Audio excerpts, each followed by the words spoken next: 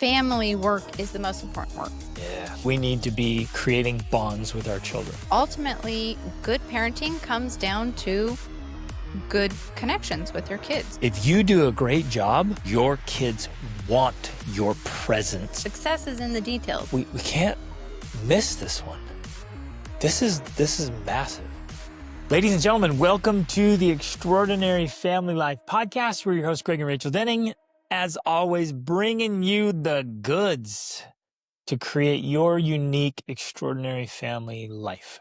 I've been thinking about that a lot. We spent marvelous Easter weekend in Sevilla at an old hacienda with the owner. There's a man, he's 80, comes from a very prestigious Spanish family in Sevilla for many generations. And Rachel, With 15 children in his family. In his family, there was 15 or 16 kids. It was amazing. And we had a really good conversation, and he was just talking about life and the history of that area. But it was just so fun to talk to an 80-year-old man and really talk through, as he was just telling a story, he was just talking about family legacy. It was so cool. And then to be there with our friends and to go experience the Easter, the Semana Santa, the Holy Week celebrations and traditions.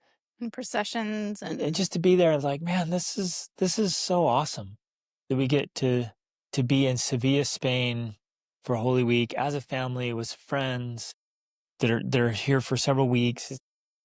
Man, and just hearing their stories and connecting with them, and it's awesome. So I love it. And so it just makes me so grateful for the extraordinary life that we've created. Well, and it's representative or a reminder of the importance of the work that we do in our own family.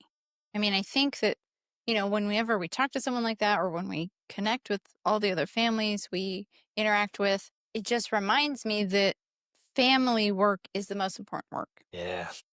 And whether we're hearing positive stories or negative stories, good outcomes or bad outcomes, it's a constant reminder. They're all a reminder, like the most important work you can do is within your family. And of course, that's why we're here, and that's why we're having this conversation, and that's why we're having the conversation we're having today, which is going to be so important, so critical for rebuilding broken bonds in your relationships, because ultimately good parenting comes down to good connections with your kids, good bonds, good attachment. That is the foundation of great and extraordinary parenting. And so it's so critical, so important. And so we want to dive in today on how to do that, because last week we talked about, it was specifically related, I would say, to younger children. We did an episode about tantrums, about clingy, needy children, about how to respond to them, how to help them without forming quote unquote bad behaviors or bad habits. Especially like from birth up into when they're 3 or 4. Right. Like really getting that attachment with mama first, and then with dad, and then with siblings, like really getting that dialed in when they're little. And for many of us, it's like, okay, now we're past that. Now what? And that's today's episode. Especially if, because we didn't know better, we didn't do a great job during those critical ages. And we talked a lot about that. I mean, even if you don't have younger children, I would still recommend going back and listening to that episode, because it's going to be insightful into why you currently have the parenting problems you have. Like if you currently have a disconnected relationship with your child, regardless of the age, if you currently have behavior issues, if you currently have things that are just, you don't know how to resolve them, that episode will give you insight into how and why attaching with your child during those young phases is so critically important. In fact, we talked about it, and we've talked about this even with our own one-on-one coaching clients. There's a direct connection with the way you responded to your child as a baby when they were crying and how they now act. See, in fact, that's where I used to be very skeptical. And I know some of you listening are so skeptical, like, oh, come on. They don't remember that. And it's true, they don't. And you think, oh, okay, so I did something unique when they were babies, and you're telling me this is why they act this way as teens? And that's a resounding yes. Yeah, There is a because direct we've seen it. connection. Yeah. We've seen it in our own parenting, and we've seen it with the clients we worked in, where they would describe a behavior that's happening, and then we would say, well, let's, and not necessarily in the same session, but then later it'd be like, well, let's go back. Let's think about when they were young. What was it like? How did you respond to them? What did you do with them while they were babies or toddlers? And amazingly, these things would come up, and you're like, oh, There it is. wow, that sounds just like what's happening now. The way they're responding now sounds like how they would respond if during that phase you were too busy or too much was going on to respond to them. So they learned to cry until they got louder and louder. Like, there's these patterns that are reoccurring. So what happens is it creates a mental scaffolding. And so, yes, they don't I would remember it. I No, would no even child. say it's not just even mental, it's almost biological. It's like Well, built into yeah. their So it's cells. at a cellular level, Yeah. and in the nervous system. So everything's built in there, and so it's the hard wiring, it's the scaffolding, it's everything, and it's all subconscious. The neural connections Yep. and So they're not sitting there remembering, well, right. so they're 13 and saying, man, when I was 3, this happened, and so I'm going to do this. It's not cognitive. And It's not to be conscious. clear, we're not saying something that happens one time and then, it sets them on this trajectory. It's the habitual, It's a pattern. repeated thing. So Yep. if you repeatedly didn't respond to your child while they were crying as a baby, well, that forms neural connections and physiology in their body that, unless it is healed or fixed, it carries with them into all the way into their adulthood. So even, I mean, this is relevant even for us as adults, that this may be the way we act the way we do with our spouse or whatever. It goes back to our parent, how we were parented. Yep. And so it's very significant. It's very important. It's so insightful when we understand it. So that's why I would recommend listening to that episode, because it's going to give you some insights into, oh, wow, that's why my child does what they do, because when they were a baby, this is what was going on, and that need was never filled. Right. The good news is, ladies and gentlemen, that we all enjoy neuroplasticity, meaning Yeah. we can change it. We can Mhm. recreate it. We can rewrite it. I had to do it. You had to do Yeah, it. absolutely. Most of us will have to do some rewriting, some rewiring, some Mhm. reprogramming, Some healing. and some healing and processing, but it has to come to our awareness first. And then we have to make the corrections and adjustments and say, okay, this is what I'm doing. I don't know why. Maybe it's from my childhood. And I want to point out, like, we don't have to go back there. We don't have to spend hours and hours and hours on a couch talking about what might have happened to us when we were infants. Like, we don't need to do that. Just to be like, oh, well, interestingly, I don't know why I'm doing this, but I'm very reactive to that thing. Let's process that because I'm a full grown adult now and I can think like an adult. I can reprogram. I don't have to react that way because I can think through the situation. I can look at my loving wife and say, okay, she's not trying to hurt me. She's trying to help me. I don't need to react to her. I can choose to be a man and I can respond to what she's doing as a man. And so I don't have to keep doing what I've been doing, even though that was my old programming. I can rewrite the programs. Yeah. I got And go ahead. let me share a quick message. I interviewed just awesome gentleman on my podcast, and a couple weeks afterwards, he sent me this reel that he saw on Instagram from Erica Kamiser. She said, "Hey, don't sleep during your kids. That is Mhm. not good. It is messing with attachment." And he was like, "Bro, is this true? What do you think about this?" And he's like, "I sleep train my boys," and he's like, "I mean, they seem to be okay, but is this true?" I'm like, "Yeah, it's totally true," and she's spot on with that. The good news is we can still make those attachments, still reprogram with our kids as they're growing up. And in fact, I would say it's 0 to forever that we need to be creating bonds with our children. From age I, 0 to. yeah, can't think of a time when I'm like, I'm done bonding with my kids now. They can just break the bond. I'm like, no, I'm going to keep investing in our relationship. I'm going to keep making deposits. I'm going to keep that connection. And obviously it changes. It has to change. It has to evolve. It has to grow. It has to mature. But I'm going to keep Yeah. creating those bonds with my children. And so that's what this episode is going to be primarily about, because as we said in the last one, we were going to continue this conversation, but more specifically about how do we rebuild those broken attachments? How do we bridge the gap? Like, how do we actually create those bonds that are missing if because we didn't know better, and that's usually why it happens. It's not because parents hate their children. It's not because they want to ruin their lives. We just don't know any better because, for one, we were raised in a certain, we were raised that way, or we did the opposite of how we were raised, and so by default we're doing things that are not Or we're just trying to building figure it those. out. Like, Yeah, we're just trying to figure it out. you're in your early 20s, you're like, "Well, I think we should do this. Yeah, Let's just think about it. Let's do that." Like, no research, no right. background.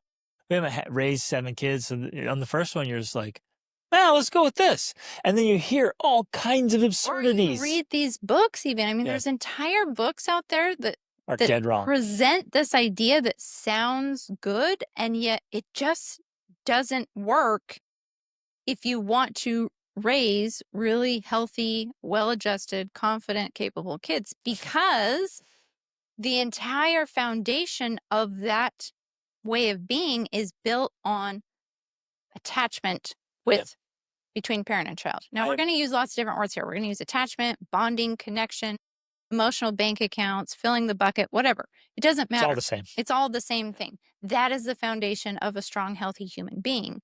And there are certain parenting strategies that build that, and there are certain parenting strategies that ruin that. And that's where, and how you can tell is if you have behavior issues. Well, and this is, If you have any misbehavior or issues with your children, that means essentially you have a attachment disorder. and I'm always skeptical of parenting ideas on social media, even parenting books, and famous parenting experts I see all the time. Like, oh man, that doesn't work. And and the problem is it works temporarily. Mm-hmm. It it's symptom You get a management. You result. get a result. Yeah. And so the parents are like, well, look, do this. This is what I do with my kids. I do this, and it works. I'm like, yeah, it temporarily, but you're straightening deck chairs on the Titanic is what you're doing. So you're like, oh, that works now. But what you don't realize is happening is that in 5 years, 10 years from now, you won't have any relationship with your kids, or they're going to Right. make choices, just wreck 'Cause their lives. it's getting the result you want, but it's at the same time tearing down the relationship or Exactly. the attachment. Yep.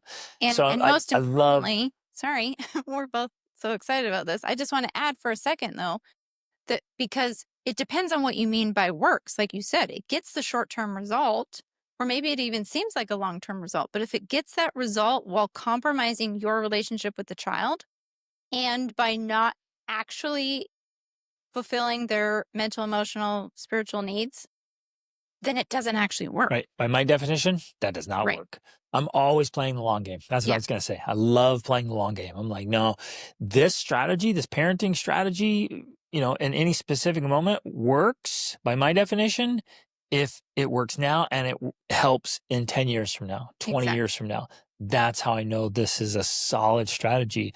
And so what we share with you guys is stuff we've been doing for years and decades now, and it's playing out as our kids are moving out and starting their lives. You're like, yep, those worked because it's still there. Right. And it's awesome. Because we still have the relationship with our older children. We still have that connection. They still come to us for advice. They still want to spend time with us. They still want to have a relationship with us. That's the real sign of whether or not something works. Because if you get to your child's adulthood and or their teenage years and they want nothing to do with you, your strategies didn't work. Well, now some of you are sitting here skeptically, and good, be skeptics. Be skeptics because results don't lie. So always go with the results. And I know I can hear your thoughts, man. Some of you are like, well, I don't want my adult children all attached and, being needy and clingy and coming back to me. I want them to be autonomous and independent and self-reliant. And just for context, for those of you who might be new here or don't know our kids, like our kids are incredibly independent and very capable, very autonomous. They can go out and conquer the world. They're good to go. I was actually saying this the other day. Rachel's father passed away when he was my age, Mm-hmm. and it just struck me. And I was like, man, what? If I were to pass away, like it's devastating. I thought through all my kids, always for the younger ones, it would be so brutal. But as I thought of the older ones, I'm like, they're good to go. They are good to go. The first 4 are ready to rock and roll. They can just tackle whatever they need to do. Like Mhm. you and I have done well. Like they're ready. And so when we say they have a great relationship with us and they come back to us, it's because they want to. We're still earning their respect. They're not Not like because they're failure to launch kids and like, incapable. oh, I want to always live at home. What do I do? The world's scary. Like these guys have been to dozens of countries. They've They can traveled travel on their internationally on own. their own. They can Yeah. handle big problems. Like it's awesome. They're ready. And so that's what we're going after. That's the big picture. And of course, this is not just with our own children, but also with the children of our clients that we've worked with. Like they're getting the same results and similar results because these are strategies that just work. And they're not strategies we've come up with. I mean, I feel like we discovered them along the way, but they're just they're just the things that work.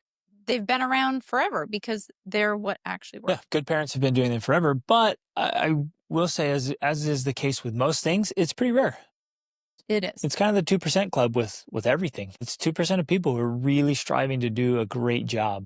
And so probably since the very beginning of time, Adam and Eve, man, it's like 2% club of those really striving to use these things. So they've been around. We're not the first people to put them into practice, but it is rare. And for all of us, just a little more intentionality makes a big difference. Yeah. And so we're going to share a few very specific strategies, particularly today, about how to rebuild that attachment if it was not built or if it's not as strong as you would like it to be. And again, the symptom that you can know that it's not as strong as you would like it to be is if you have behavioral issues in your home. And you might think, well, wait a second, what isn't that just the nature of having children? You have behavioral issues. And That's I'm what everyone will saying, tell you. no, And you'll look around, you'll ask your neighbors, you'll ask your parents, you ask your sibling, you're like, whatever. And you're like, oh, yeah, that's all kids do that. And like, no, they don't. 98% of kids do. but children who have a healthy emotional connection with their parents, and again, you think that this looks like the clingy little baby children who have no independence, no capability. They're just like little amoebas for their children or their parents. That's not what this looks like. Right. Those are the children that actually have unhealthy attachments with their parents. But children who have strong, healthy attachments with their parents are capable, confident, they have self esteem, they have they believe in themselves, they're able to do things like they have that strength because they have a foundation built on a strong attachment with the most important people in their life. Now, that's not to be confused with the kid who's distant and like forces independence because of a learned, what's the word, where they can't rely on it. They've Right. been, that bridge has been burned and they're resentful and So they angry have to and there's no they have to trust. take And care of so they themselves. And force themselves to be super independent. You're like, oh, I'm so proud. And you're like, wait a minute, that kid's running from you. Like they're chasing independence because they don't trust you. They don't like you. yeah. That's not what we're talking about here. When it's done really well, there is a beautiful relationship and a bond and a connection Yeah. between parent and child. And essentially, I mean, just to simplify this in a way that there's three types of detachment disorders, and nearly every misbehavior that a child exhibits, whether that's what you just described, or it's acting out, or it's tantrums, or it's teenage rebellion, essentially stem from some sort of attachment disorder. So if you have a good attachment, you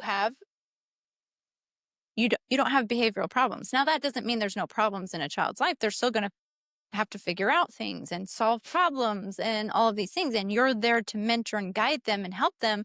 But the process is easier because you have that relationship with them, right? As opposed to the misbehavior, the acting out, the talking back, the rebelling, the fighting, the sibling rivalry, all of which stems from an attachment disorder. And so when you begin to understand that, you're like, oh, okay, essentially what I'm dealing with here is an attachment disorder. How do I fix that? Yeah. How do I repair that? I want to emphasize that even an uncomfortable relationship with self and with siblings, with friends, Spouse? often stems back to attachments. Yeah. Exactly. So this is good. I just, this is what it matters so much, as you can tell, we're talking about this, but it's so beautiful too. This is what makes parenting and family life so awesome, is getting this right. Now, I wanna talk to dads for a minute, and if moms are listening, maybe you can help your husbands. Dads can be kind of like disconnected and distracted. Um, High performers, entrepreneurs, go-getters. It's easy to have your mind in business, in the business world. And you're out there, you're out there trying to slay dragons and build kingdoms in business. And family's like kind of foreign to you. It's a little bit Or in the different. way. And you can't manipulate it like you can't work it or force it like you do numbers at work, or models at work, or systems. You're managing your business, but your kids aren't manageable, right? Like Right. you can't do that. And so it feels frustrating. And they're kids. You tell your employees like, "Hey, do this or I'll fire you." And they're like, "Okay, I'll do it." And you tell your kids like, "Do this." And they're like, "I want to do what I want. And I don't care about your agenda." And they're like, especially like toddlers, right? I care. And you're like, "Ah." And your wife, you come home and, at work, you're the man. You're the boss. You're the big guy. And you come home and your wife's like, I need you to do this, "You do this, and this, this, and this. and you don't do it well enough, and I'm going to tell you about how bad my day was." And then you're like, "Oh man!" And then your kids come in, there's poopy diapers and tantrums and chaos and mayhem and broken things, and at work you feel In control. dignified and respected because you're the man, and at home your kids are embarrassing you. Or embarrassed of you. If they do embarrassing things, and you're like, "Oh, what's happening?" And so you're on your phone. You're Watching sports. Yeah, you check out because you're like, "Oh, I'm just work mode now. I just need to check out." So you're sitting in front of the TV. Some guys are even playing video games like little boys. You run off your little cave, or you're super explosive. You walk to the door like, "Do what I say. And why aren't you doing this better? I know you're only 5, but this house should be spotless." It's like these totally unrealistic expectations. So, gentlemen, we need to be fully engaged with each child at their age and capability. We need to be bonding and connecting and investing and really leaning in. And for some of you, you're like, "Well, this is boring and it's kind of dumb."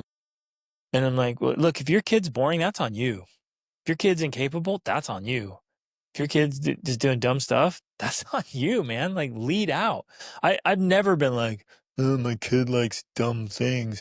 I'm like, let's deliberately and proactively do great things. Now, I'm not forcing my kids to You're like, how can I do inspire them? my agenda. Yeah. I'm not trying to live vicariously through my kids. Like, "Well, my kids will like football because I like football.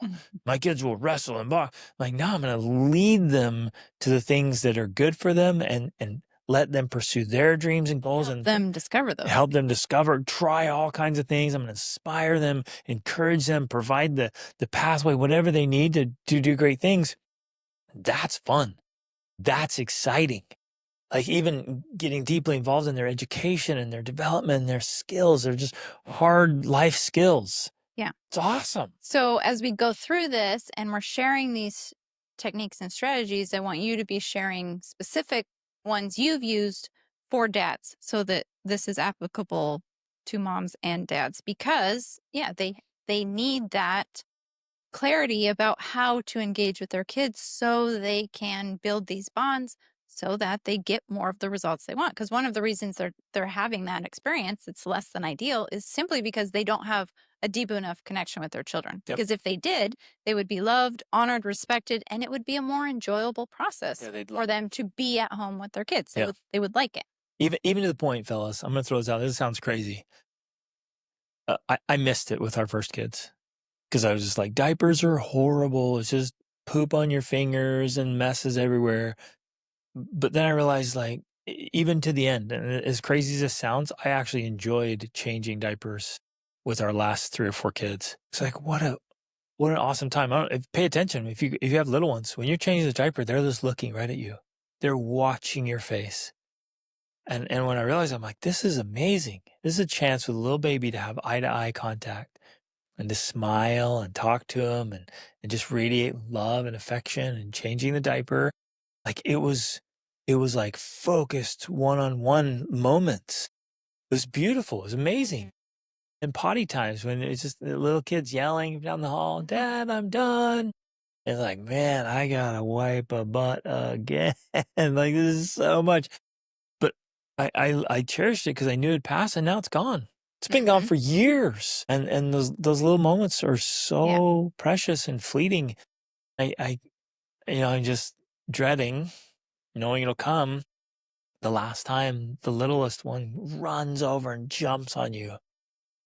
Because my 18-year-old daughter doesn't run over and jump on me anymore. She runs over and gives me a hug, but you know, like run and jump into your arms. That like at some point that stops. You're like, oh, that the emptiness. Yeah. Now, But my 19-year-old son and I went at it hard today in our gym with some jujitsu, and we bonded. smile, I've hurt got each some other. big marks on my face, and I mean, we went after each other full speed for 4 minutes. It was awesome. Yeah. So it's another level of bonding. Yeah. Okay. Which we're gonna get to. Like, we got to get into the strategies. I'm so Like excited about this. I'm what- just going to keep what going. strategies. I So we're hate here. when I have to let you talk during our Yeah, podcast. you do. Give me a chance. But what I want to emphasize here is that as we go through these specific strategies, again, this is just touching the surface because that's all we can do in a podcast episode. We can't go deep into every one of these things. We can't look at all your unique scenarios. In fact, that would require coaching, yeah, like either in a group coaching session or in a Or in one-on-one one-on-one or session with where couples, yeah. because that's I know you hate this phrase, but Jordan Peterson uses it all the time. The devil's in the details, right? And like when you can get down into the very specific details. Success is in the details. Okay, that's good. Winning I is like in the that. details. I like that. That's good. Success is in the details because when you get into the very specific details of the interactions with your children and how you're feeling about it and what your spouse is and like all the little pieces, that's where you get results faster because you can have the insight of a coach, and that might happen. That's what happens with our one-on-one coaching. Yep. So But you literally collapse time with intensity. And yeah, so in this case, the intensity is the coaching.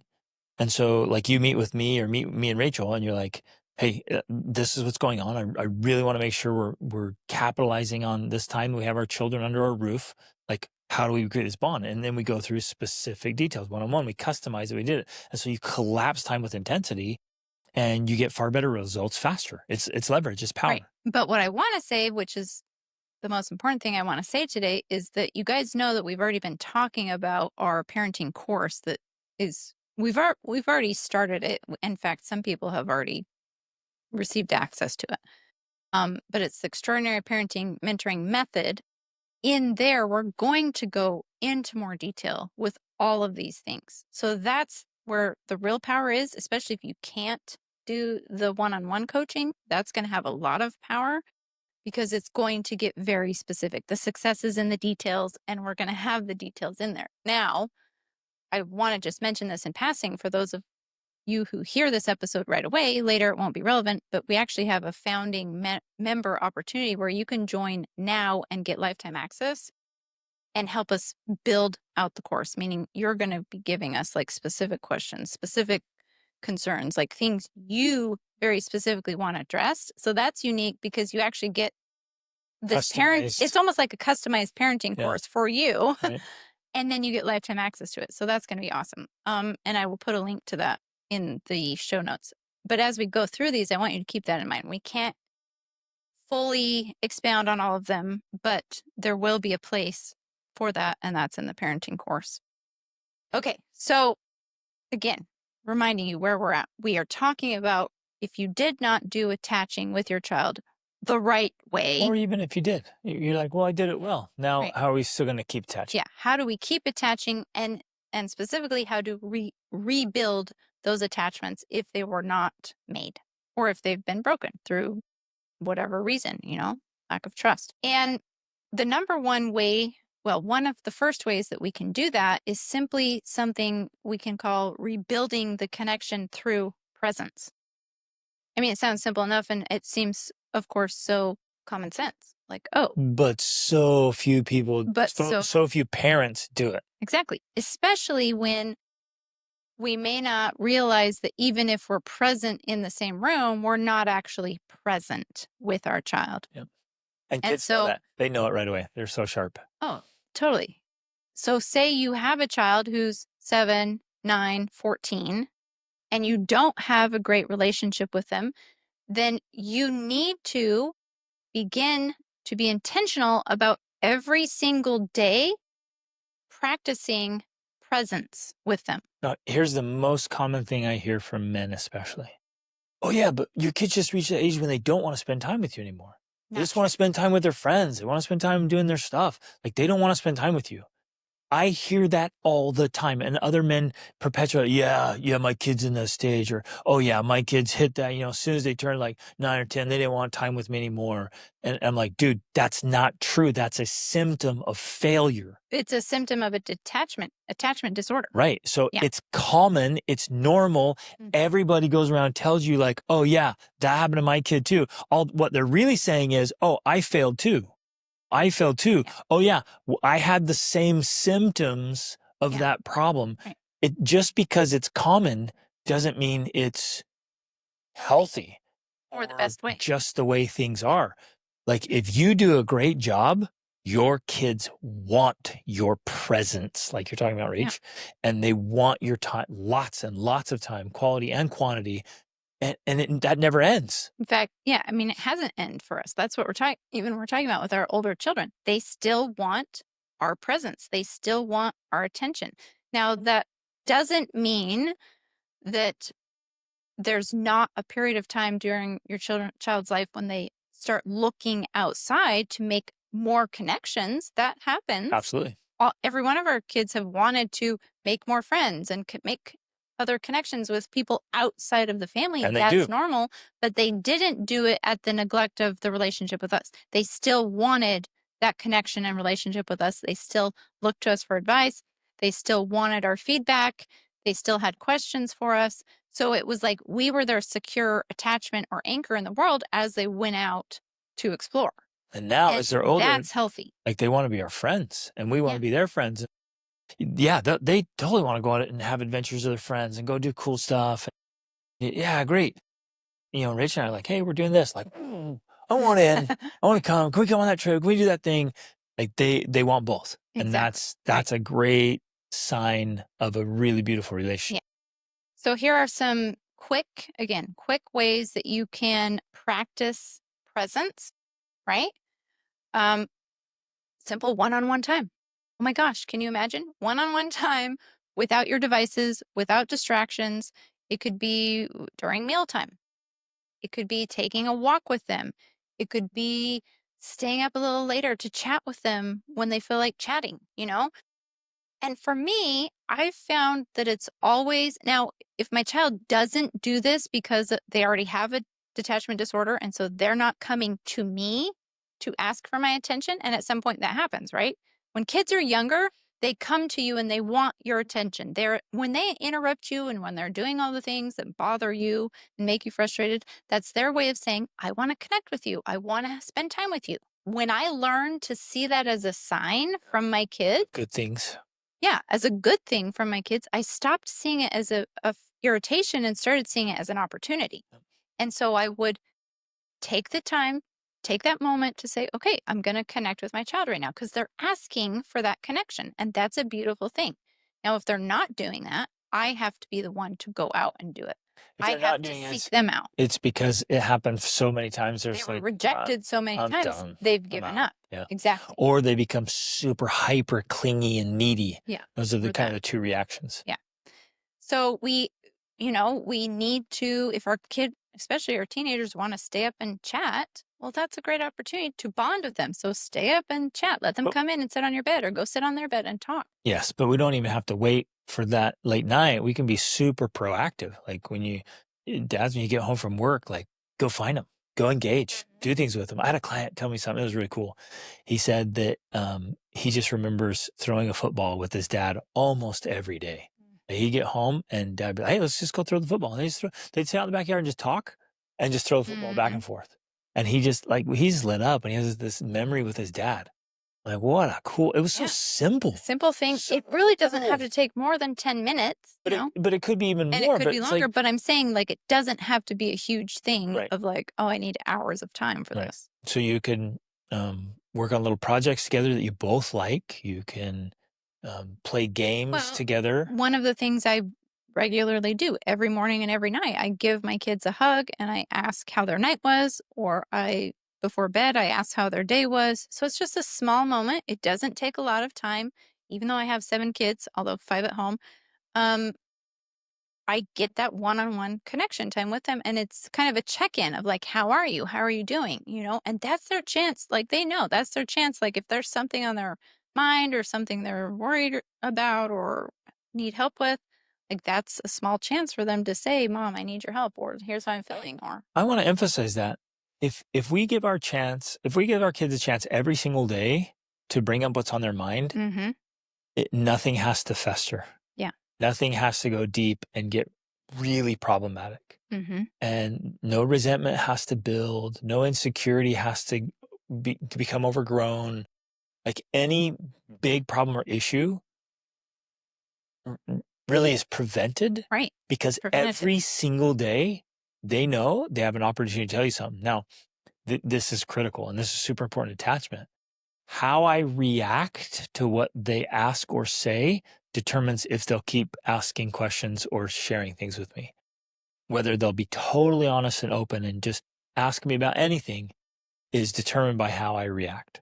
So that's a part of this Whether or not attachment. you freak out. Yeah, if I freak out, Yeah. if they're like, "Hey, what's masturbation? What's oral sex?" And I'm like, "Don't, how dare, don't ever bring that up." And then boom, there it goes. Or like, "Hey, Dad, I actually stole some money, or I broke this thing. Hey, man, thanks." This is how I respond. "Thank you for telling me the truth. You want to tell me how that happened, or how can we make that right?" In that voice, in that tone, with that feeling.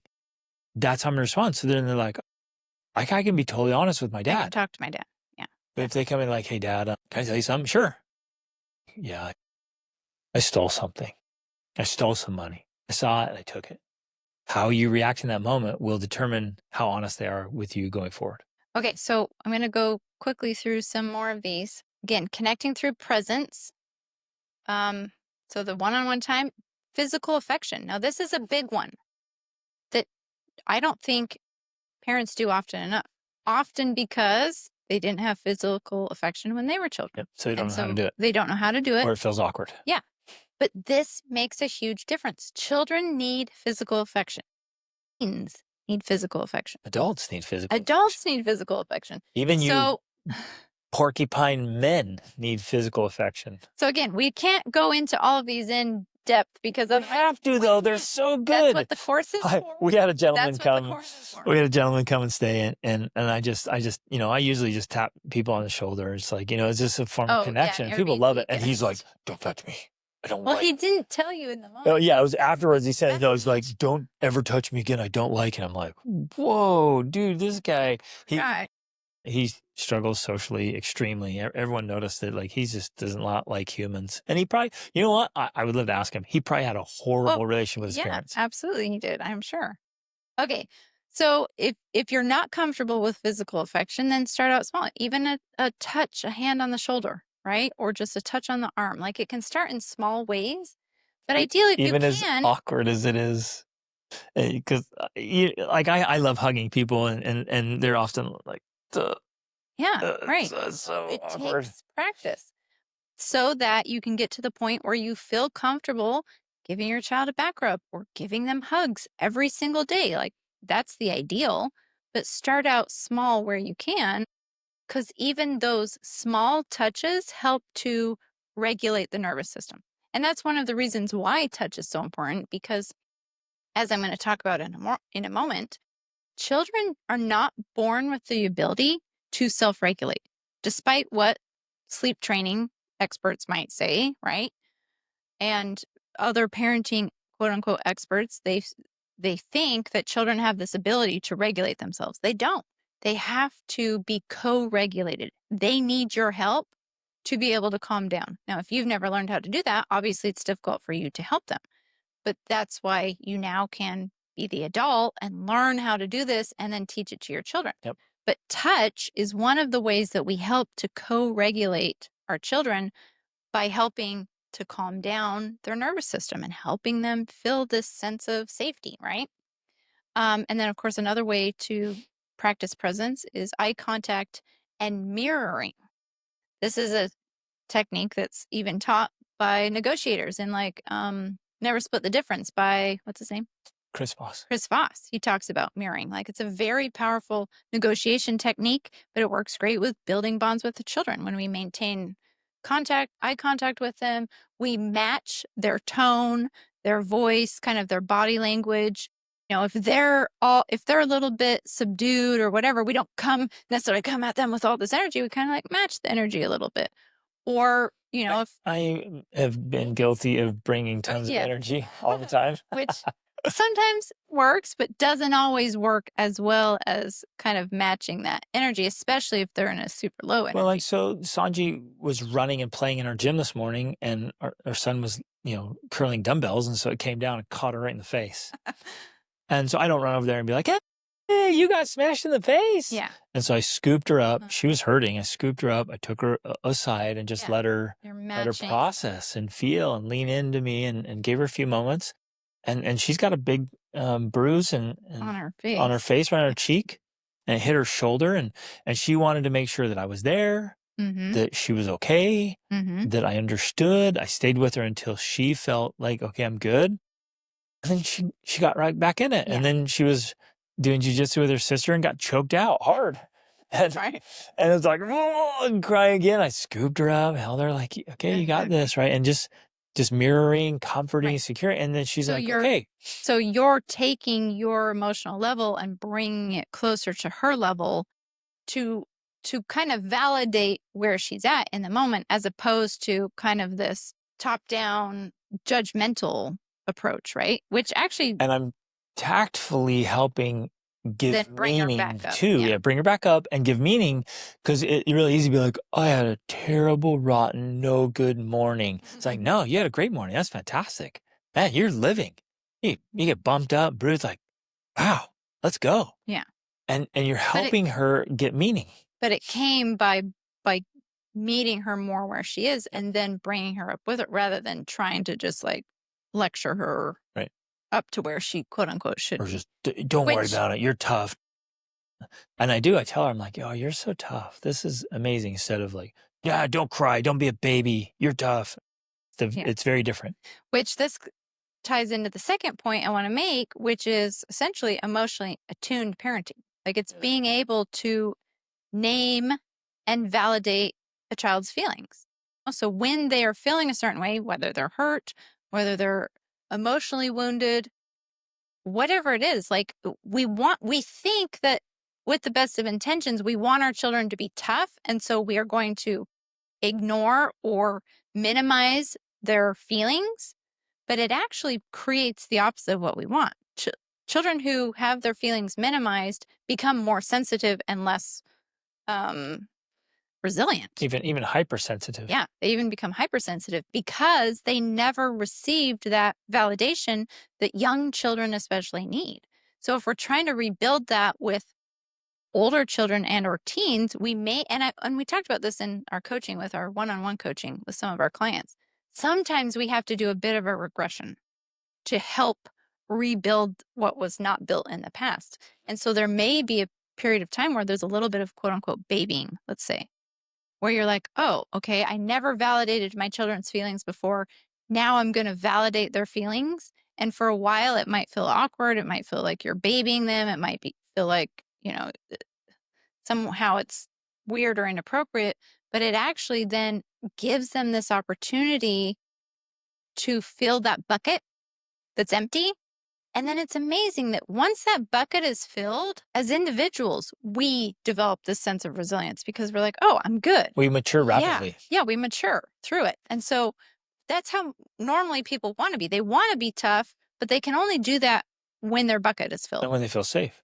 Exactly. I think one of the most important things I can share here is that the art of implementation has to be in this healthy place in the middle and not to the extremes. Yeah.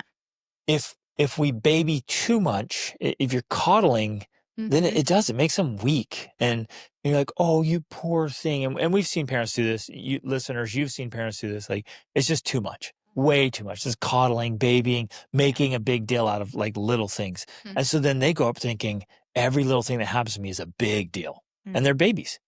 The other one is it's too far. Just be tough. Don't feel anything. Yosh, stop being a baby. And you expect them to be numb, to not feel anything, and this desire to make them tough. You dismiss anything, so they feel unheard, unseen, Mhm. unvalidated, and they're sitting there like, no, this actually really hurt. Mhm. And here's my parents just discounting it, like not even acknowledging like it actually hurt a lot. Right. And I don't know what to do with this. I'm trying to process it. And here you are just like, oh, let it go, dismiss it, whatever. So on either extreme, Yeah. we fail, we There's miss. danger. And there's danger in this attachment. Exactly. So the art of implementation is coming back and finding that Yin and beautiful center, yin and yang, where you do a little bit of both right in the Exactly. middle, and it works really well. Well, especially because what you're ultimately trying to do is help the child develop their own inner knowing about, I am actually okay, or wow, I am actually hurting and I need help. Like they're the ones that have to know on the inside where they're at and when to practice resilience and when to tough it out and when to actually seek out help. And that's a difficult journey to navigate. But if we're there telling them what to do one way or the other, they're not actually developing that skill themselves, and that's really what we're trying. So it's almost like we're there as a supporter as we watch and or as we're going to talk about, help them co-regulate. Yep. So they're gaining the skills and the ability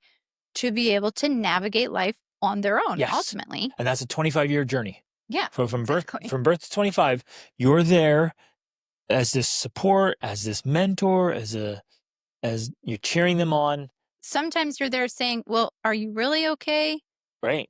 or do you need help, or Well, sometimes do you're you really need help, or are you actually okay? right. You know what I mean? Like So you're you're there to provide, saying, I'm here yeah. for you, but Sometimes you pick them up because they've fallen and you hold them. And sometimes you're like, you got this, let's go. And you push them a little bit harder. And you're there as this support for 25 years. And then they become strong Mhm. and resilient and capable. because they're building that inner Right. strength. But we can't miss this one. This is massive. We've got to be engaged and aware, And present, present. intuitive. Yeah, I like intuitive. Intuitive is such a great word because you're reading what they need And what the situation. so they feel safe and Yeah. comfortable. But if you're disconnected from your child, you don't know what they need. Right. That's why building the connection is so important, because it provides that foundation for intuition. Okay, so the next part of this one, being emotionally attuned, is the co-regulation. And specifically, it's co-regulation before correction. So many parents, when something happens, whether it's misbehavior, whether it's acting out, whether it's a tantrum, whether it's getting hurt, their immediate go-to is some sort of correction or teaching. My mind did that. I Oh, wanted mine to did for a long time well, too. with Sandriana this morning. Oh, She ran into the weights. So she was running circles around the gym and there's moving weights. yes. And so I'm like, Because there okay, was a lot of people in the gym. I gotta teach her that, the weight goes up and down. So just because it's up when you're running doesn't mean it's gonna come down and not knock you in the face. She learned that. Yeah. There was a natural consequence. Right. I literally don't have to say anything because she realized by running around and running into the dumbbell, oh, that dumbbell's moving. And my mind was like, tell her, tell her, tell her. I'm like, no, she just learned it. I don't have to tell her anything. All I have to do now is comfort her. So my responsibility was to help her co-regulate Yeah. and get back to a good state and let her Exactly. go on her way. Right. I didn't have to, and you're right, parents do this all the time. We used to do too. The first thing out of our mouth is like, why did you run into the weight? You weren't paying attention. Why did you fall down and hurt yourself? See what happens Right. when you're not more careful and you're running in the gym? Like that Yeah. doesn't need to be said. And it actually hurts attachment. It does. It does not help with the attachment at all. It also does not help the child learn to regulate themselves, because Right. this is the key. Like I mentioned before, children, because their prefrontal cortexes are not developed and are not fully developed until the age of 25, that's why we use that number, they have to have help co-regulating before they can self-regulate. So when something happens, that's our primary role as parents, to help them co-regulate so they can learn how to automatically respond to trauma or whatever situations happen in their life, as opposed to, if we respond with correction, their immediate response is defensiveness. And so they never get into touch with that inner part of themselves that helps them learn how to regulate, Right. how to manage the situation, how to control their breathing, how to calm down, how to whatever it is they need to learn. They can't if we're correcting them instead of co-regulating with it. It makes perfect sense. Yeah. They make a mistake, and the immediate response is correction. Mm-hmm. Oh boy. Where was the co-regulation? Where's the processing? Yeah. Where's the There's not. healing? Where's And the so learning? then we wonder, well, why can't you do this? Why can't you just toughen up? Why can't you just do? Because they never learned how. They were never taught. Because what they always had instead was correction. Yep. And trust me, correction is never received, In the moment. and it's definitely not ingrained or made a part of them when it occurs in situations like that. It just doesn't work. Moms and dads especially, bite your tongue. When Well, you're feeling so tempted to give the dad lecture, just help them process what they're feeling, what they're experiencing. right. And, my go-to now, if there's something happening, that could be fighting, that could be tantrums. Although, like I said in our last episode, we haven't had a tantrum for 16 years. We literally learned how, like, essentially for our last 3 children. I was trying to think the other day, I can't even remember them having a tantrum at all, because we learned how to build the attachments, help them co-regulate. That prevents tantrums, because essentially a tantrum is a child who has reached their limits and doesn't know how to regulate themselves. And instead of a parent helping them co-regulate, they just try to correct them. And that's not going to work. It doesn't work. It can't work. So my go-to for any misbehavior of any child, teen, adult, or toddler, or whatever, is to approach it with co-regulation. So I go into the situation helping everyone involved to regulate their emotions, because that's the first step before anything else can be done. But if we come with correction, we're not solving the problem. We're just making it worse. I think I remember the last time there was a meltdown.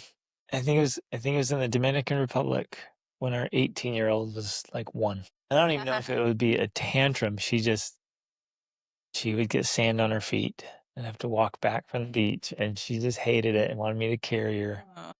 But that was it, because then after that, we went to Alaska, and she was in a full body cast and handled it like a champ. And I don't think anything, it might be 18 was 3, years, yeah. 17, 18 years. Mm.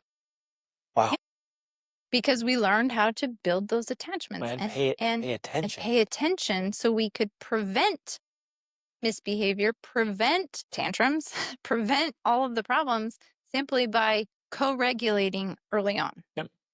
Okay, next. The third is, so all of this is essentially rebuilding attachment, Or but even continuing to build or attachment. continuing to build attachment. It's both. But we can also do very specific things to rebuild early attachment needs. So things that were not met early on during those critical developmental ages, because like Erica Comeiser says, although you and I think it could really go on longer, 0 to 3 is the most critical age. And if certain needs were not met during that time, it's going to have a carryover effect. It's essentially created a detachment disorder that needs to be Repaired. healed and Yep. repaired. Yep. So So this can if be, you do this really well, you can really remove any of these problems. yeah, it's almost like going back in time in a way and filling in some of those gaps or buckets that have holes in them, or have, there's a gap there in that connection, and kind of filling it in. And this might, again, be one of those things that might seem like a babying. And so it needs to be balanced in the yin and yang, like you talked about. It can't be too extreme. It can't be to the point of like coddling or, what's the other word? Enabling. Yeah. We don't want that. But there can be a bit of this that takes place that helps to kind of rebuild So that missed connection. Some of you, like me, might be concerned. You're using the word babying, and every time I'm like, Yeah, I know. "Oh, It might not be the best word, uh, but I could see uh, how some people would view it that way. yes." And some people might need to hear that, "Oh, I'm gonna baby them a little bit." But you might, for a time, just need to be a little more sensitive than you would otherwise, or a little more thoughtful, a little more caring Yeah. for Thoughtful, a minute um, to help them service-oriented. kinda rebuild and kind of strengthen the inner child. Well, and I guess maybe that's why the word babying is a good thing because, especially as I mentioned these, one of them is like rituals of care or soothing activities. This is things you would have done with them while they were young. When they were young, you made all their meals for them and you took care of them on like every level. If you have a little bit of that, like you make them a breakfast or you help them out with things they're doing, like it is I guess, a way of babying Right. because it's something you would have done for them when they were younger. And so when they're older, you're not doing it all the time, Yeah, enabling them. So they're like, bro, I'm yeah. 11 and my mom does everything for me. This is the sweet life. That's not what we're talking It's about. especially if effective if It's acts of it's kindness. not yeah, it's an act of Yeah. kindness type thing.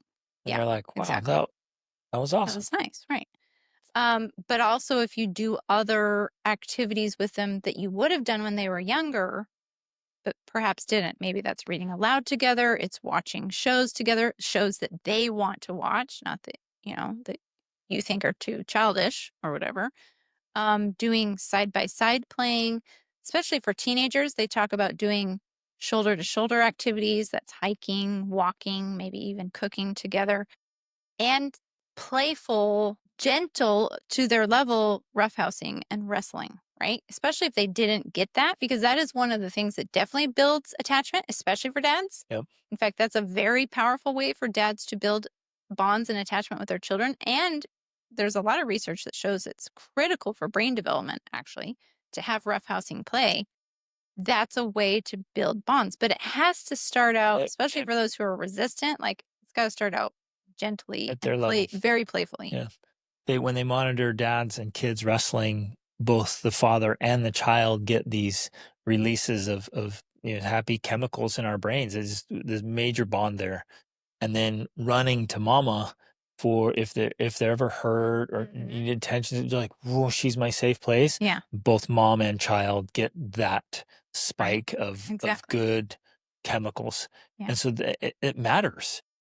And so dads, you got to be roughhousing with your kids. You got to be leading them out to do adventurous things and lean into that. I guess I really want to emphasize this idea because I know some of you are gonna be like, oh, I don't want to just my kid doesn't want to do anything but XYZ and it's so boring and so dumb.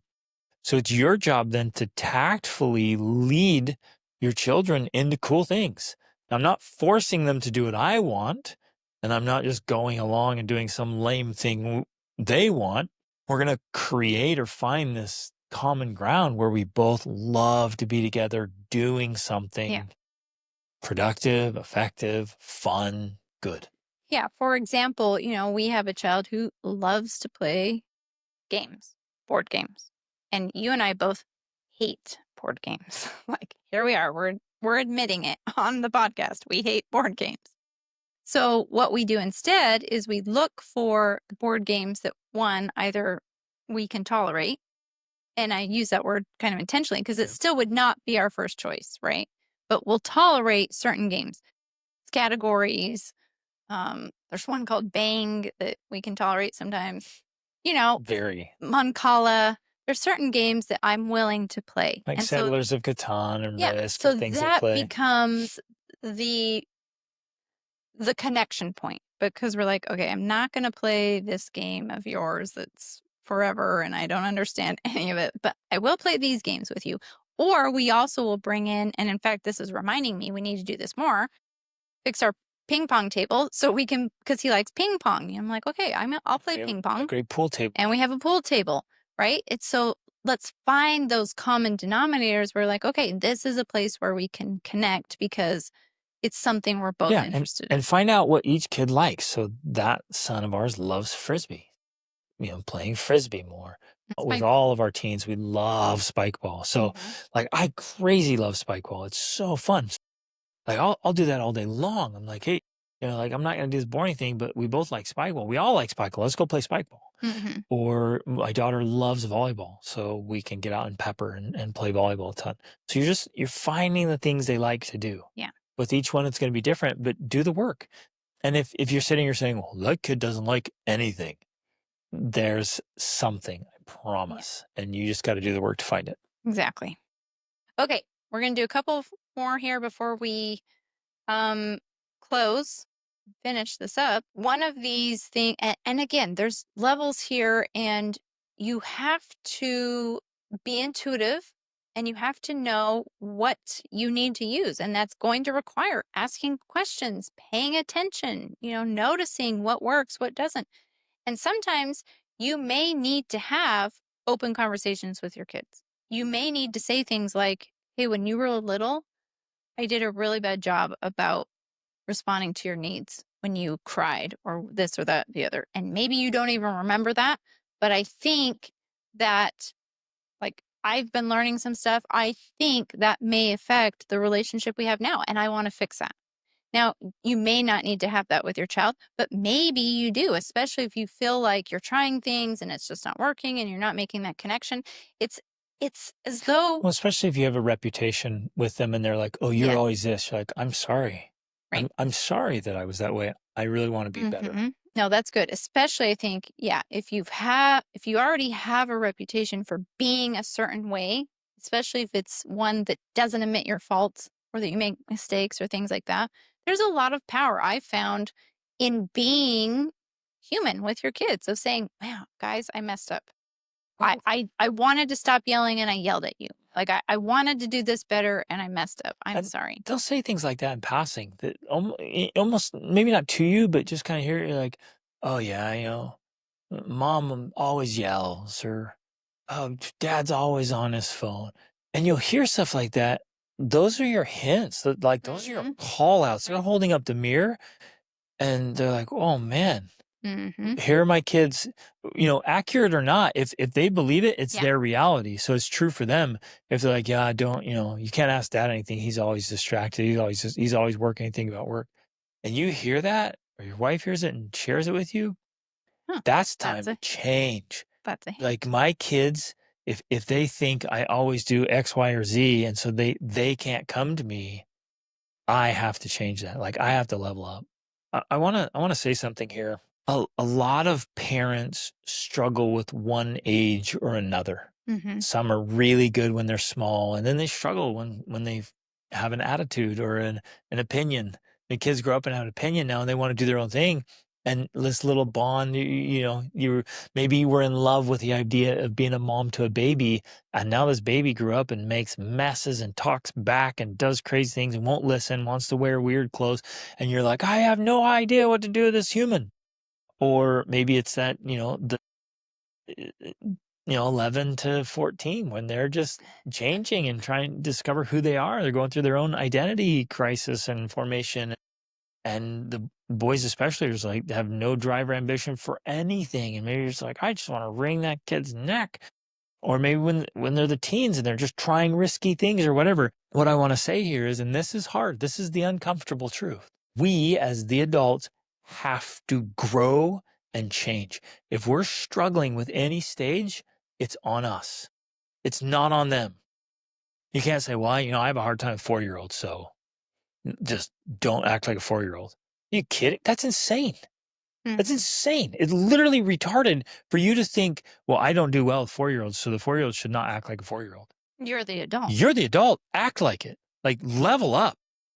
And if you have a problem with any age of your kids, that's on you to fix and overcome Right. because that will create an attachment disorder. Especially because it's not their fault. Nope. And it is. It's really a little bit infuriating, although I understand that, again, we're all coming from different backgrounds and different histories. But now that we're adults who have children, because if you're a parent, you have children, it is our responsibility to bear the burden. Yep. We are the ones that have to carry the weight. We are the ones that have to level up. If our children are not what we want them to be, that's our fault. Yep. It's not their fault. And we can't continue to blame them for being their age, stage, whatever they are. We are the ones that have to figure it out. And it's Yeah, our responsibility to fix the relationships, to build the bonds, to give them the skills that will make them competent human beings and happy exactly. in their adult life. That's our Exactly. job. Oh, it's so powerful and so important. So if you as the parent have any issues or any struggles with any stage, it's on you to change. It's on you to overcome that. It's on you to become better, more capable of that thing. Hmm. And if there's things that you don't like about your kids, that's 100% on you. And it's on you, your responsibility and opportunity to tactfully, with a lot of diplomacy and skill, lead them into being very likable, respectable Yeah, human beings. exactly. Good. Okay, we're going to close here. One other thing, though, of course, we can do is we can ask our children, What would help you feel more connected to me? What would you like to do more of with me?"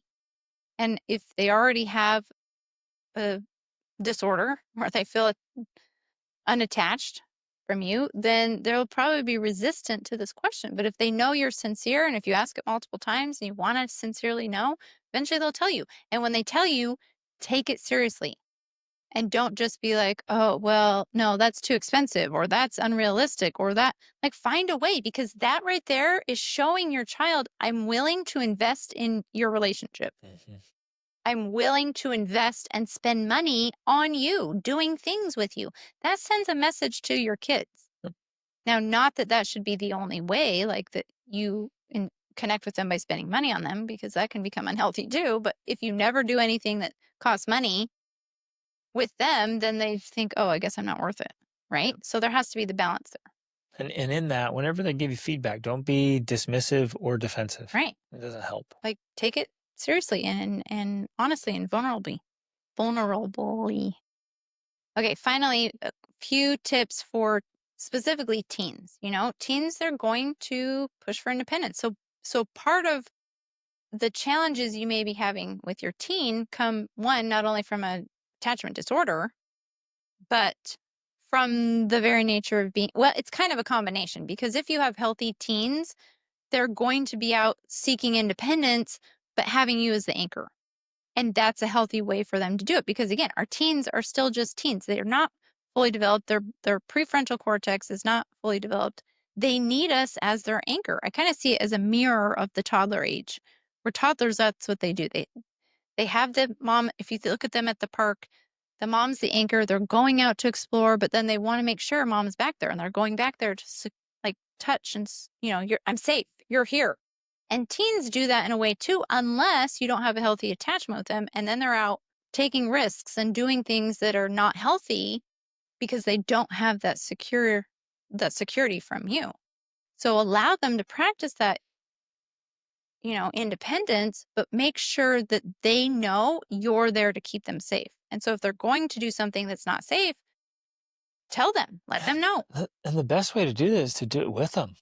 Yeah, Like that too. if I'm out taking risks with my teens, they never feel like my life's so boring and dumb and my Hmm. dad's so boring and dumb. Yeah. I'm just gonna go do something crazy. It's like, no, I'm leading out. Like, guys, And let's you're go teaching cliff them jumping, you're teaching teaching them the safety. safe ways to Well, do it. that's the way to do it. Is like, no, let's go take risks. Let's go drive really fast cars and motorcycles. Let's go snowboarding, skiing. Let's go cliff jumping Hmm. and rock climbing, rappelling. Let's go do crazy stuff. Let's go find some epic canyoneering. Let's go do huge mountains. My kids had never thought, no, I'm just going to go do something crazy, because they're like, okay, we got to train so we can keep up with dad. Right. That's how we roll. I'm out living adventurously. Like, our life is as great as an action movie. So they don't feel any unmet need Right. to try dumb things Hmm. or to get away. And it's like when we just talk openly about everything, it's like it's so clear and obvious. So like, why would I mess with drugs or alcohol or even sex or stupidities when I can do things really well, live an amazing life, and really lean into incredible relationships. Like when we're leading them through that whole process. Hmm. So they're Yeah. not out wandering aimlessly, trying to figure things out, asking their peers. I Hmm. mean, it was so sad in Spain. We saw these young kids, lots of them, just sitting there vaping.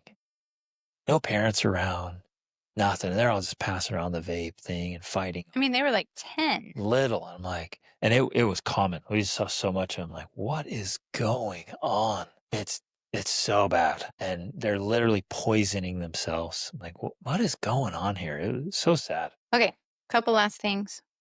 Part of the idea of being the anchor is that you're the emotional anchor. Like, and you touched on this earlier, but I think it's so important. I think especially for teens, it's so important. We have to be the adults in the relationship. We have to be the emotional anchor. We have to control ourselves when our children or our teens say or do things that can be upsetting, frustrating, irritating, annoying, angering. We have to control ourselves, because if we don't, we break that trust, and then they don't come to us with their problems, with the things they need to talk about. And instead, they're turning to peers or they're turning to the internet. So we have to be the anchor. We have to be the lighthouse and be strong so that they know they can turn to us, and that we're not going to freak out. We're not going to respond. We're not going to get upset. And in fact, we're going to be grateful that they came to us. That's a key part of that.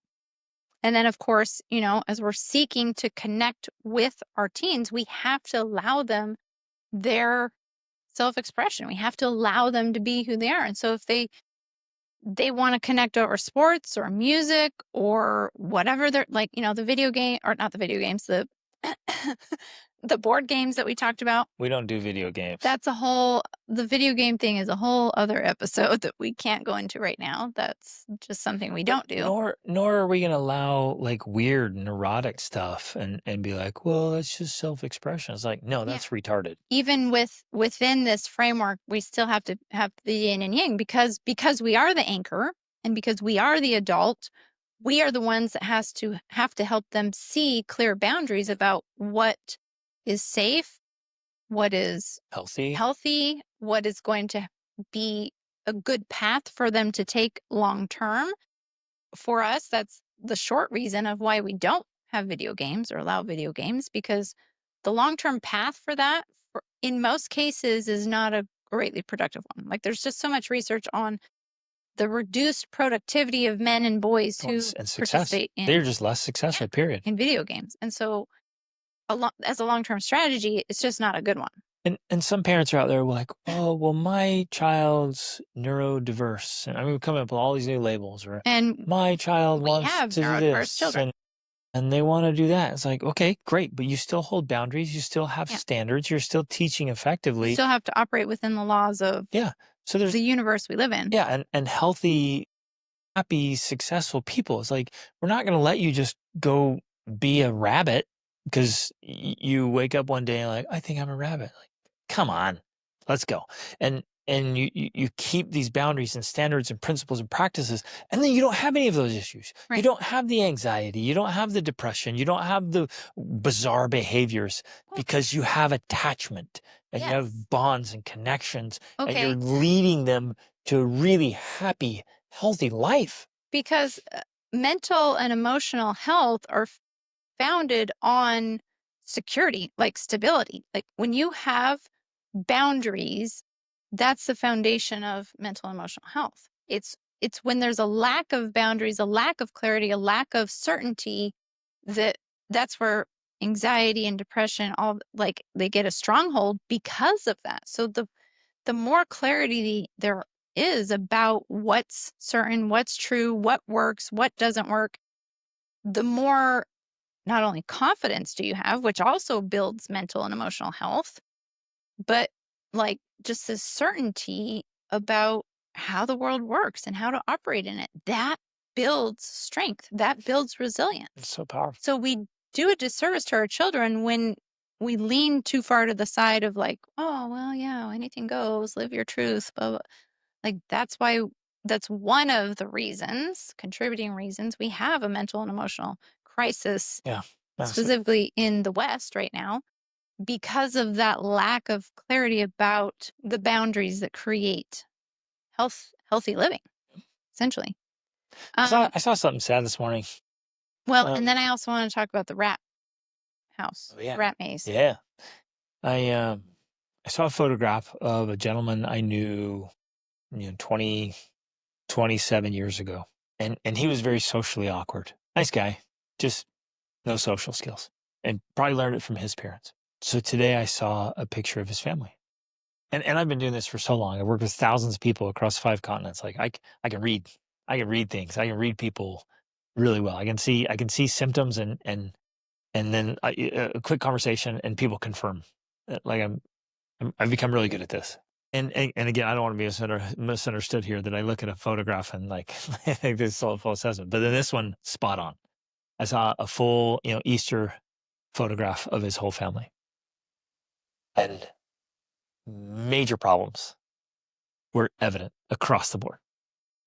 And it was so sad. I saw it and I'm like, oh man, it played out. It played out like I thought it would when I knew him. And I could just see the lack of attachment, the poor connections through his wife and his children, and I could see all the symptoms. I'm not going to describe it all, but Well, because I know people are saying, well, yeah, how can you tell that from a photograph? And I part guess of I the guess I could get way, into it, but well, just as a quick summary, part of the way is because one, we're all walking yes, billboards, exactly. and That's what it is. certain habits, behaviors, clothing, dress, whatever, are very often signs. They're common denominators. Yep. Like people who have certain characteristics or certain ways of thinking or certain beliefs manifest certain behaviors in very similar ways, besides the fact that our countenance, like Yep. Just just the radiates. way our face is, Yep. radiates even our thoughts and our beliefs and our thinking patterns. Yep. So And so when you study a lot about human psychology and development, you can begin to pick up on those clues. So again, it's not like 100% for sure this thing, but there's signs there the that are probabilities are very massive. indicative of certain behaviors, thought patterns, beliefs, relationships, Yep. etc. And so I just saw it and I was like, oh man, how sad. And you could tell from the postures, the countenance, the expressions, the body shape, the hair Body things, language. the extremes. There's just this plea. It's screaming out for attention, Yeah. a love, attachment, help. And one of the reasons you even know this is because you were I that lived teen. it. But many people do not know this about you, but as a, I don't know how old you were, 13, 14, 15-year-old, you had a green mohawk and Yeah. you pierced your ears. And the reason you did those things, and the reason most people do those sorts of things, is they're trying to get Yep. attention because they're not receiving the attention they need from the most important people No, in their life. I didn't know that at the moment. Of I course wasn't not. like, I'm gonna put up a green mohawk here for attention. But looking back, you realize, oh, I was longing for attention. I was Yeah. longing for attachment. I was longing for connection. I was Hmm. longing for validation. Yeah. Right. And it's often those signs and symptoms are indications of what's going on inside. Well, ultimately, I think they're indications of what we've been saying, attachment disorders. Absolutely. Okay, I just want to close with You the keep saying rats. that. I know, I I keep do saying not we're think closing, you closing. know. So whoever's listening and they turned it off back then, you missed out on all the rest of the good stuff. But no, really, let's close with this because I feel like it's a good illustration of ultimately what we're talking about when we talk about attachment connection. And it's been going around on Facebook, but I've heard about it since before then. I've heard Jordan Peterson talk about it. So it's legit research that's been done. And it was done with It was rats. in the 70s. Yeah, it was done with rats. And what happened is they started out the research by putting rats in an empty cage. That's important, by themselves. And they gave them an option of regular water or cocaine laced water. Or it might have even been heroin. Whatever, it doesn't matter. It was a strong drug. And of course, the rats chose the drug laced water Yep. to the point where they became addicted and eventually died. Yep, they overdosed. Well, this other man came along and basically said, well, wait a second, we're doing this experiment all wrong. We have these rats in cages by themselves, and most of the time, all of them choose the drug water and end up dying. So, but this is wrong. So he set up a new test where he put the rats in a rat heaven. They had other rats to play with. They had other rats to mate with. They had toys and things to climb on and play with. Like, it was a rat heaven. Hardly any of the rats preferred the drug-laced water because And none of them overdosed. and none of them overdosed. And the reason why It's because they had lots of sex. That's it. thank you for summarizing our parenting episode with that, because that's not relevant to this discussion. Oh, not for kids, Not but it is for adults. Thank you. Yeah. Exactly. You just ruined it. You just ruined my point. Because they had lots of connection. Yes. They had connection. They had interesting things to do in their life. And when you are surrounded by that, you don't have the need or the need to turn to something like drugs to fill the void. Because the need's being met by Because other the good needs things. are being met Yeah. by other So good things. the absolute key then is make your life so good that, like, the idea of doing drugs is dumb. Like, why would I do that? My life's amazing. Exactly. Why would I jeopardize this? My relationships are awesome. Right. And all that requires is that we just level up. We be better. Well, right, because part of making your life so good is making your relationship so good. Your life happiness is essentially it's directly connected to the happiness of your relationships. The better your relationships are with your spouse, with your children, the better your life is going to be. And so, I literally have no worry at all. Like, it's not even an inkling of a worry about my children doing drugs or drinking or going out and just having sex with people. They're not going to do that because they literally have such strong connections and such an interesting life that they look at those things with kind of this disdain, like, that's silly. Why would I you do ruin that? what I have? Why? Yeah. Exactly. Why would I ruin my life with Yeah. that? But the foundation for that comes from the strong attachment that we have with them. Because when you have that strong attachment, it's so much easier to build all those other things into your life. Many parents run into problems and difficulties trying to create those things in their lives because they don't have the attachments in place first. Yep. Love it. So, ladies and gentlemen, take an opportunity to rate yourself. So, rate your level of attachment and connection and bonding with your spouse, 1 to 10. Go ahead and do it with each of your children. Like, how great, how absolutely solid is my attachment, my bond, my connection with each of my children? And then ask your spouse, ask your kids. Say, hey, rate our relationship on a 1 to 10. And whatever they say, just take it in and say, what would make it a 10? Mm. And they'll tell you. And listen, it's amazing. And wherever you're at with each of your kids, lean in, and especially with the ones hard to connect with, the one that's maybe different from you, that's, I don't know, maybe quirky or annoying or difficult. Very often the primary difficulty is this lack of attachment. And as Mhm. you invest in that relationship, the problems just go away. They take care of themselves. It's so powerful and so important. Yeah. So love you guys. And I want to say, make sure, and I'm saying this now because it's literally a limited time thing. We're going to Scotland next week. When we get back, we're going to be building out this parenting course. So it's between now and then that you can get in as a founding member with lifetime access. After that, the access is only going to be available on a yearly basis. So now is the time to get in, or that. And to help, like, customize this whole thing and build it out. Yeah. So powerful. So love you guys. Lean in. Be the most amazing parents you can be. It's the most important work we can do, and honestly, it's the most enjoyable. Yeah, okay, marriage is the most enjoyable. And then after that, parenting. It's amazing. Love you guys. Reach upward.